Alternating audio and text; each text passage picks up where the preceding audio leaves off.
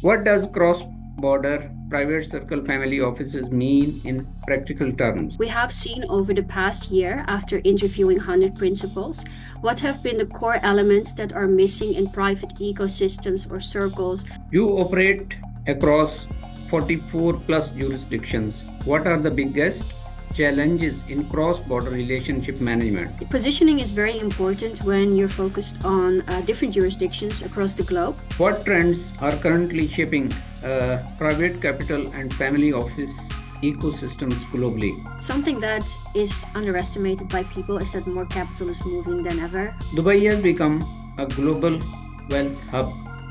Why are so many investors and family offices choosing UAE? It's a great place to be physically positioned because it allows you to connect with individuals from all over the world. Which industries or regions do you believe will see the most investment growth over the next decade? I think capital is being allocated and reallocated from what we've seen recently across different jurisdictions. What inspires you personally to continue building global ecosystems and strategic leaderships? Your network is your net worth, as they say, and we've already seen the power over the recent years of being positioned at such a high level where. Dear audience, this is Sher Afzal, the founder, the chairman of Global CEO Club.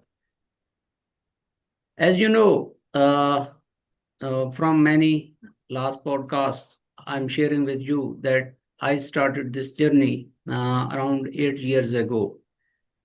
Now, the club has its significant position all over the world. Today, we have invited a very passionate chairperson, Shanna Oemraw, cross-border private circle family offices and universal high net worth individuals, private capital and principal dialogue, authority behind global high net worth conversion ecosystems, active across 44 plus jurisdictions. And dear Shana, thank you so much for joining the session. And we are very grateful to you that you are going to discuss your vision, your mission to the audience of Global CEO Club. Again, I'm very grateful to you. Our today's podcast session is related with the high net worth individuals connections. Okay, so I request you to share your brief and detailed introduction to the audience of Global CEO Club. Thank you so much once again. Absolutely. Thank you for inviting me today. It's great to have this conversation and to discuss our vision within high value clients. So, my name is Shanna. I'm the CEO of High Value Clients. We are an international organization that serves the top 1% through private ecosystems. We have been specializing over the past years in high network positioning, conversion, engagement, and what really drives engagement and conversion at this level. So today I'm open to tell you more about what we have been creating in this space, how we are supporting executives, affluent professionals, but also principals of family offices in private circles and ecosystems that we are managing at this level. Wonderful. You are doing awesome job, and I urge that you should carry it on with more passion, with more energies. Thank you. Thank you so much. What does cross-border private circle family offices mean in practical terms? So this refers to a discrete setting on cross-border level, inviting different jurisdictions and principals who are positioned in these jurisdictions. We have seen over the past year, after interviewing 100 principals, what have been the core elements that are missing in private ecosystems or circles on principal and family office level. And this feedback we've taken and gathered to create a discrete setting that makes sense for the principals when it comes to peer-to-peer discussions, how credible deal flow is being managed, and how cross-border relationships are being engaged and facilitated. The usual problem in private ecosystems and circles is that there is an incentive for the host or the organizer, and this creates a biased pressure on the principals who are participating to either perform or execute certain deal flow or to contribute to certain outcomes. And if you really want to manage an ecosystem or a setting where you invite serious counterparties who can contribute, there should be no pressure or transactional outcome connected to the circle. So what we're aiming to do here is to create a safe space where principals of different jurisdictions can participate based on the pillar or the value that makes sense to them. Thank you so much. How do global high net worth individuals differ in priorities across various jurisdictions? Priorities, they mainly differ based on timing or certain execution standards and particular inquiries. However, at the same time, high net worth individuals have a typical approach in their decision-making process, their evaluation process, and how they select the right counterparties to work with. So what we've typically seen is that with different jurisdictions, there is one similarity across all of them. And that is when high net worth individuals reach out to you, they've already decided that they want to work with you. They already decided that you're relevant, and they've already decided that there is a certain value that you can bring. So conversations are not anymore about establishing your credibility, but they are more around how you can deliver value, how you can support the high net worth individual. So the conversations are focused based on the outcome that they're looking to expect. Your expertise is not questioned anymore at this level. And this is a result that comes from the right positioning, because I have this saying, and it's your reputation speaks before you do. And especially on the high net worth level, people should understand who you are before they actually engage with you. Thank you. You operate across 44 plus jurisdictions. What are the biggest challenges in cross border relationship management? So positioning is very important when you're focused on different jurisdictions across the globe. So what really helps is for people to understand why you're relevant to them and how you're relevant. So this allows us to be positioned in 44 jurisdictions because across these jurisdictions, there is one core problem that we are solving, which is most operators are still struggling to consistently attract high net worth individuals or capital, or be consistently positioned in conversations where real capital is being allocated. And at the same time, it is difficult and it remains a challenge to move operations cross border. So this is how we are supporting, executives, operators, but also principals in evaluating cross-border opportunities and relationships. And we've created specific ecosystems that have a structure in order to facilitate this. So this allows the people not to work on isolated deals or opportunities, but to enter an ecosystem with a structure that positions them for a measurable outcome. Dear audience, you know that Shanna is part of Global CEO Club, and we are associated as an alliance partners, as a collaboration partner. Okay, and Shana and Global CEO Club can facilitate the business community uh, for the projects investments all over the world. As Shana is associated with high net worth individuals, and we both can bring a lot of investments, a lot of funds to the business community, to the governments all over the world. So, through this session, we invite you, business people, government bodies, join hands with the Global CEO Club, and we would be honored to facilitate you regarding project investments. So, thank you, Shana. We continue our session. How important is trust and discretion when dealing with ultra high net worth networks? I think this is one of the most important core pillars dealing with high net worth individuals because they expect discretion. It's not an option or a luxury, it's a necessity. And your first impression already communicates if you handle discretion. You know, we've seen a lot of conversations in practice where people claim to operate with discretion, but they're throwing big names in the first conversation.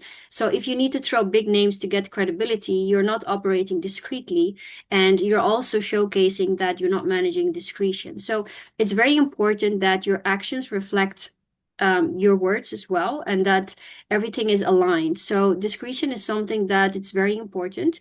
And working with high net worth individuals, they will be able to perform their validation or evaluation in other ways just by, understanding which names you've worked with or who's in the room. You need to understand what drives the conversion ability or the conversion metric when it comes to creating trust on this level. So discretion should be handled in a very specific way. And it's a very important element that, is part of the evaluation as well. I want to make sure that if I'm a high net worth individual and I work with an organization, that they protect my information, that they treat it with respect, and that they apply the right security measures. And also, whatever it is that we're working on, that this information remains private and is not distributed to the wrong people or communicated for no reason or to impress other third parties that I'm not aware about. So this is really how we integrate discretion into the chain of our operations. Thank you, Shana. As I mentioned, Global CEO Club has very diversified business segments.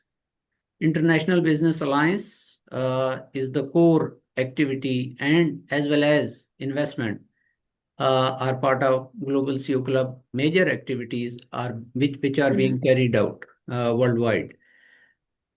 Governments, private business individuals can take benefits through Global CEO Club and its ally partners worldwide. As Shana, you are associated with the high net worth individuals and investments. Uh, the audience of Global CEO Club wants to know that which type of investments you people do make, and invest in which sectors you always wish to invest. Thank you for sharing this question. So this is a very interesting question where I want to share something about first. It's that we don't focus on isolated opportunities and investments. We focus on individuals because at the end of the day, capital is being allocated to people, not to projects. And in any evaluation process, the people behind the project are being evaluated, whether it's a family office that it's evaluating to invest capital, or a capital allocator in the industry, or a financer who's looking to allocate capital. So this is important. And that's why we don't take deals, but we take people that we evaluate before we decide to work with them. So how it goes is that we try to understand the positioning, the experience, the track record, the level of the individual. And then inside our organization, we have different ecosystems. One of those is the H&I ecosystem. This is an ecosystem where you build your own positioning in the capital space. You remove the dependency layer that exists with traditional introductions and intermediaries, and you position yourself for inbound capital engagement. So what this really does, it positions you where real capital is actively being allocated. So you become part of real allocation cycles. Because most operators tend to think that capital is scarce, but capital is not scarce. They're just not positioned in the right place. When it comes to the industries, we are not limited to any industry because capital allocators and the approach of allocating capital and positioning can be duplicated for any industry. We built our portfolio from 0 to 4,000 high net worth individuals in less than 3 years. So this is not advisory, this is not consulting, this is not methodology. This is a proven structure to build a portfolio that positions you in a luxury opportunity where you don't have to ask yourself, can I find the capital? But where the question will become, which type of capital do I want to choose from? Because I've built an environment where different capital options are visible. So many industries are, connected with us or approaching us, which are the luxury space, technology, biotech, fintech, mining, oil and gas. There is so many industries, there's not any limitation because the process and the structure of building a portfolio and positioning can be duplicated for any industry. So people tend to think my industry is different, my industry is difficult, or it's very an expertise or a niche approach that is required, but this is not true because capital allocators still have the same and similar evaluation processes when they decide to work with counterparties. So once you understand the structure behind it, which we've divided in 4 core pillars, you will be able to understand how you can position for capital in your industry. So we don't work with anyone. We're very selective because building a portfolio is something serious.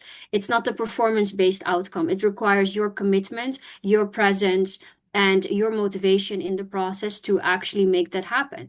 Because 99% of operators depend on other people, on other parties to get a successful outcome. But the reality is that that is inconsistent because you don't have control over other people's time, you don't have control over their network, and you have no insight in what actions are they actually performing, or you're not receiving any reports on how many outreach they have done. So where a lot of people in this industry depend on performance-based outcome is the same reason they are failing, because there's no structure, there's no consistency, and there's no certainty in the approach. And that is what we change in the H&I ecosystem by positioning you so that capital can directly engage with you, also through inbound engagement. And that's really, a drastically different way of positioning yourself in the industry. And this is why we select the right people who are serious about building this, but it's for anybody. So whether you're just starting out in the luxury space,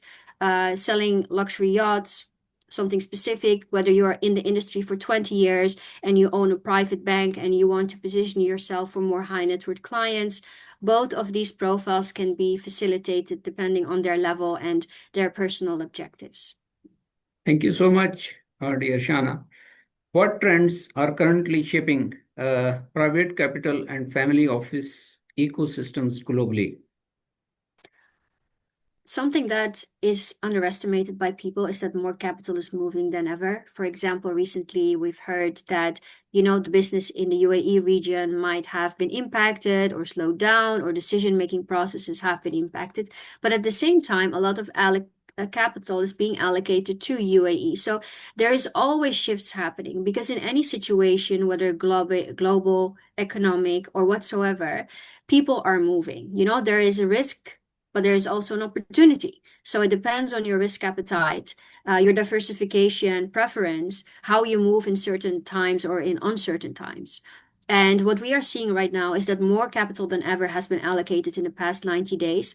There have been different trends from UAE to Asia, from Asia to Europe, from UAE to Europe, and the other way around. It just depends on who you're dealing with. And the most important thing is that you should be dealing with the right people, the people who actually move capital and control capital.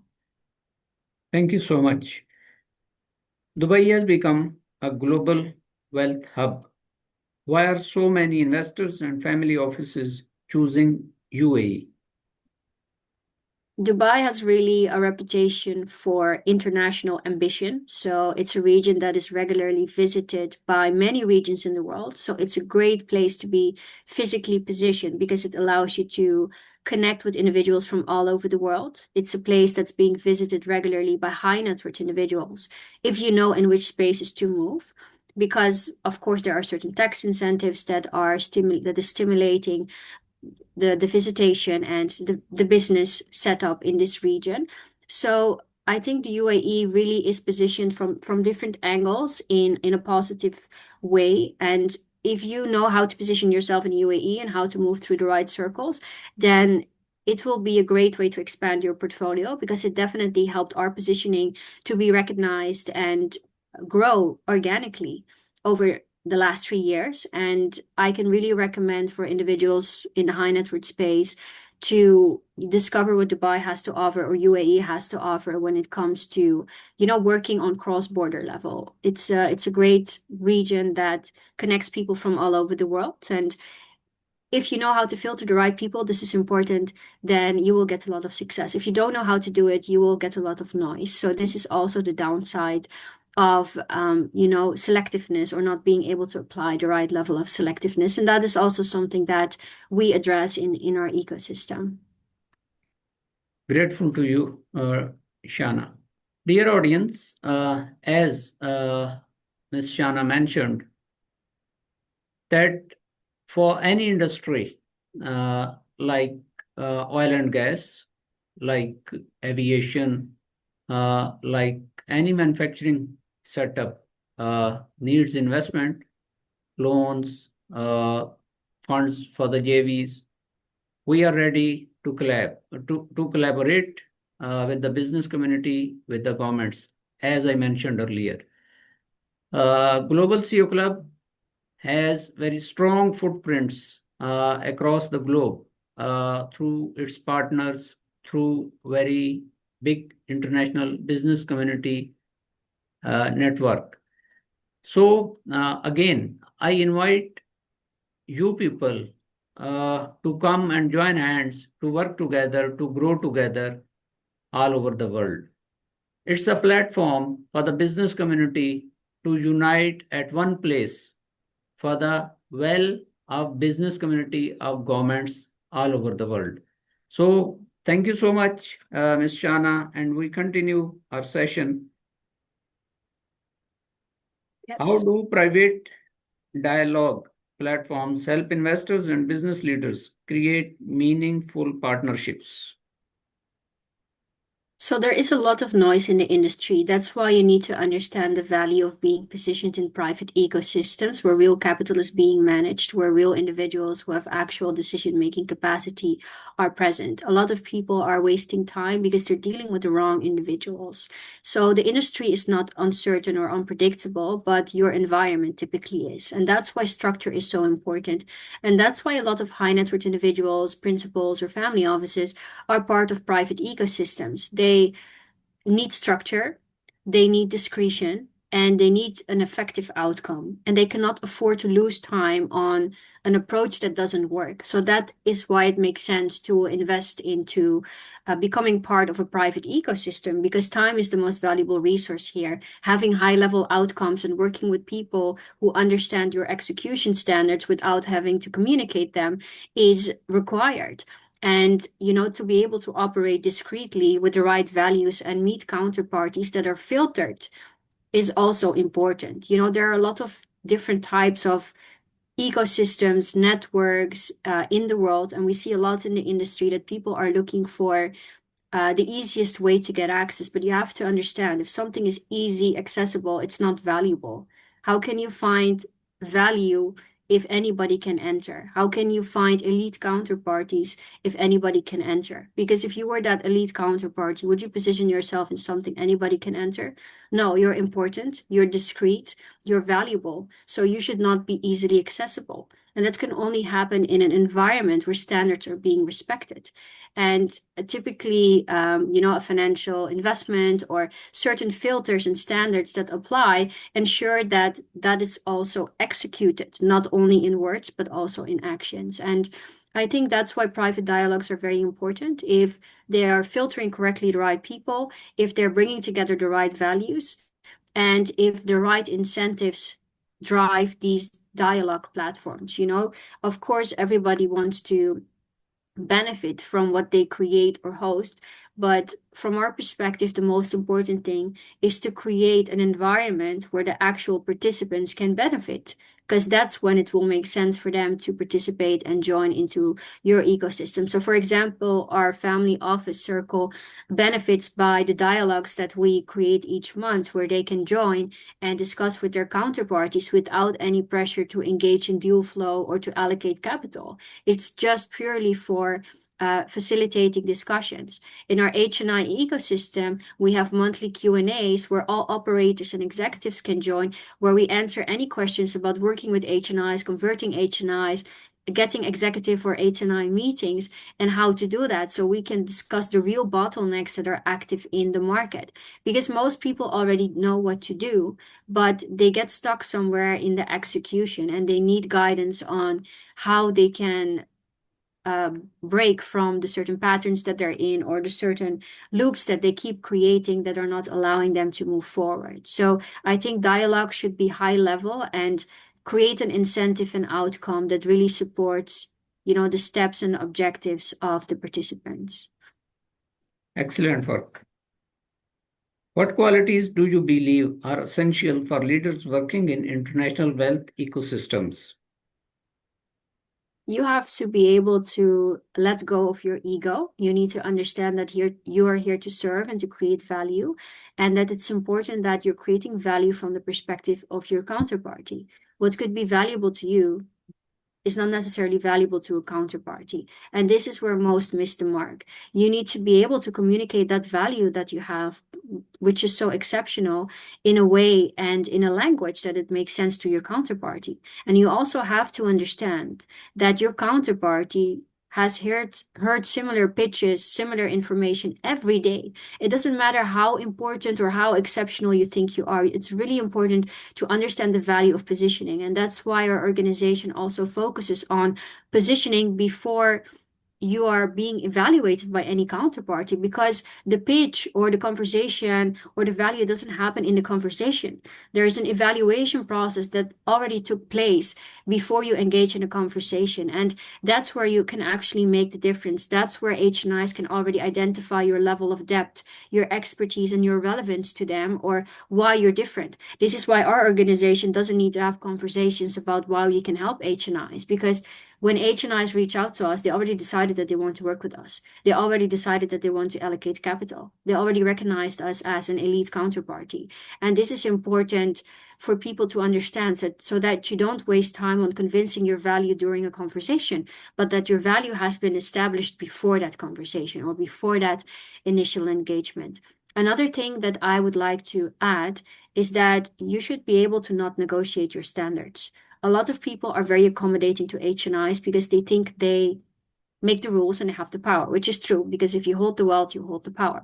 But what people fail to understand, whether they are executives or operators, is that HNIs test you to see if you will adjust your boundaries in order to work with them. It's a test. It's not an inquiry. So every time you flinch or you adjust when they are requesting you to change something or testing your standards, you're showing that you're weak, and you're showing that you won't be able to stand up for the standards and value that you own. So if you don't stand up for your own values, how would you be able to stand up for their values? So it's a reflection of how you operate and how you execute. So don't fall for that initial negotiation, but stick to your standards, because this is one of the reasons that high net worth individuals respect our organization, because I don't negotiate standards. So sometimes we disagreed, and then after some time they come back and then they say, okay, I'm ready to work, because in that first conversation they already created respect, because they saw that you treat everybody the same, no matter if they're high net worth, ultra high net worth, or principal, but that you're there to create an environment that protects all the counterparties. And this is where they really can evaluate you as someone that they can trust with their operations, with their information, and with their participation. So stay true to the values that drive your successful positioning, and don't negotiate or adjust your standards too easily. Thank you.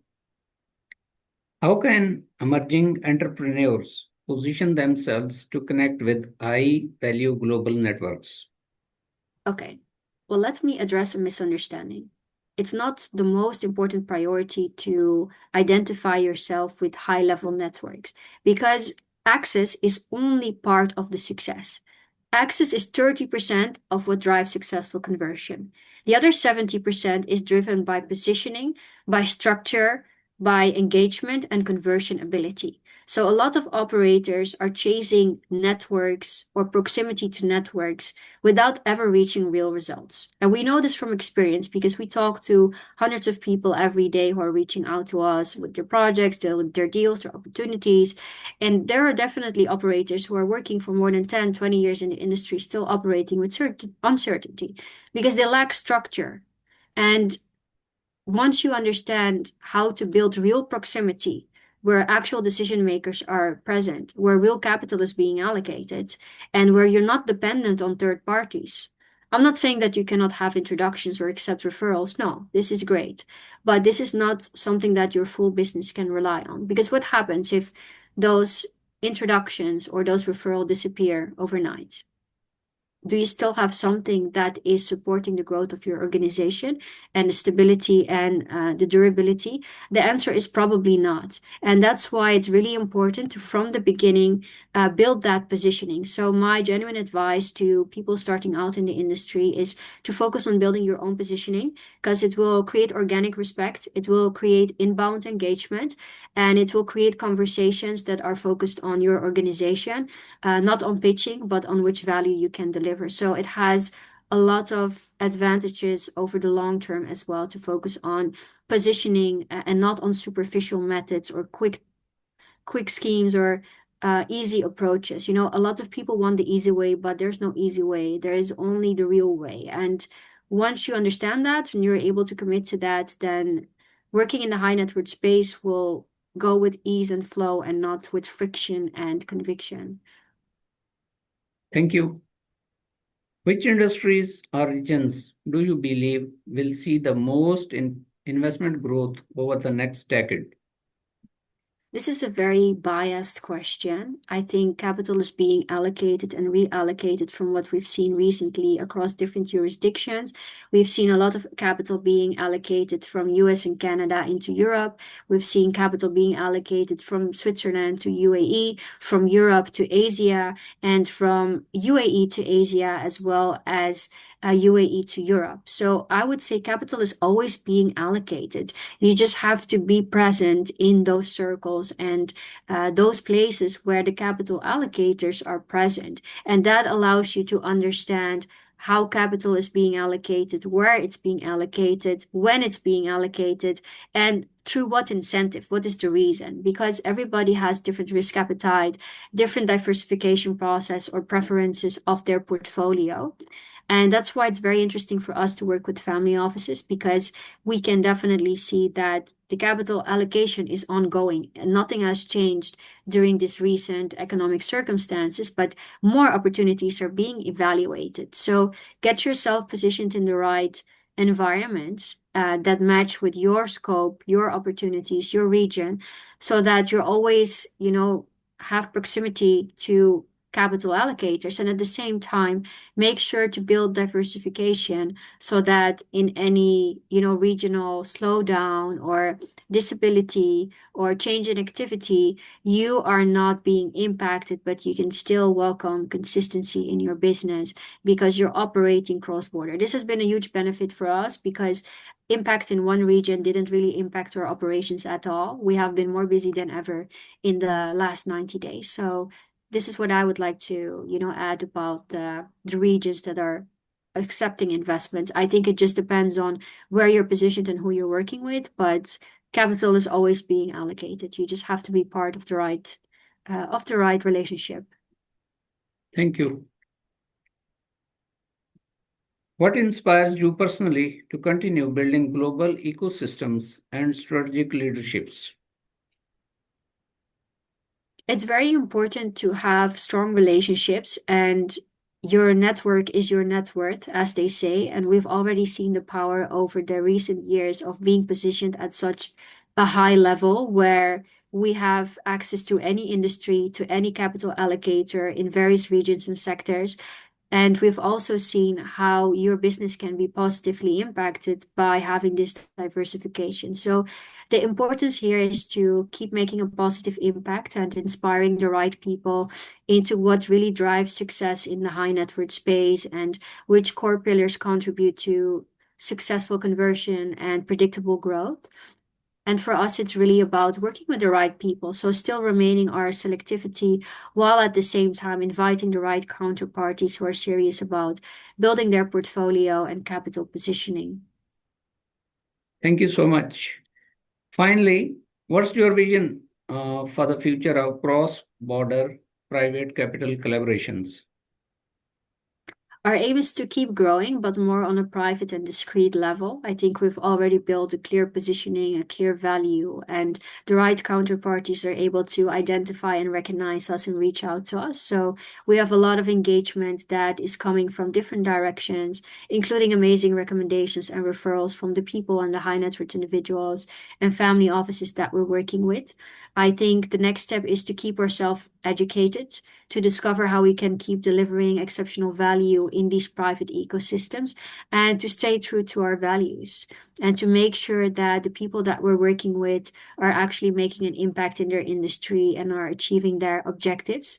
So for the cross-border element, we have definitely seen that recently there has been more engagement to engage cross-border from family offices with family offices, but also HNIs and executives. So I think our core strength is this cross-border proximity where we are very strongly connected and understand the dynamics of what drives cross-border engagement and participation. So this is definitely something that will be bringing back and keep highlighting in our approach and in our private ecosystem. So we support and we look forward to supporting more candidates, more participants, and more parties who are looking to address that cross-border positioning on a serious level. Thank you so much, dear Shana. Before conclusion, I want to request you share with the audience of Global CEO Club that how your entity and Global CEO Club can facilitate uh, business community towards growth across the border. Absolutely. Thank you for asking my perspective on this topic. I think we each bring different core strengths into this alliance, whereas from our perspective, we understand what drives positioning, what drives conversion, and how high net worth capital is moving and operating. And I think with the impressive positioning that you've built within Global CEO Club, there might be a lot of CEOs that are exploring their cross-border positioning or their cross-border engagement or looking to increase their conversion, which we can help them achieve by building their own portfolio and positioning. And for those outside of the CEO Club or outside our H&I ecosystem watching this interview, this is a great chance for you to understand how the right proximity to the right counterparties and the right positioning really drive the engagement, because it's only a matter of time before you realize that just focusing on proximity or just focusing on conversations is not going to get you anywhere or deliver structural results.